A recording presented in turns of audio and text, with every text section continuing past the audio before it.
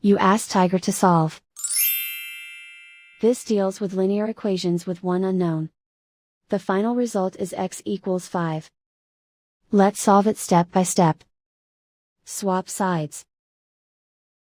Group all constants on the right side of the equation. Add 2 to both sides. Simplify the arithmetic. Convert the integer into a fraction. Combine the fractions. Combine the numerators.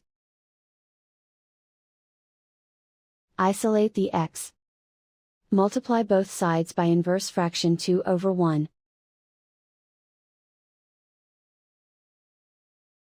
Group like terms.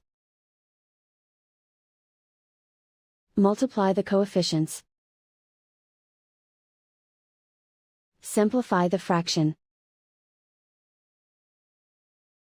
Multiply the fractions. Simplify the arithmetic. And so the final result is x equals 5.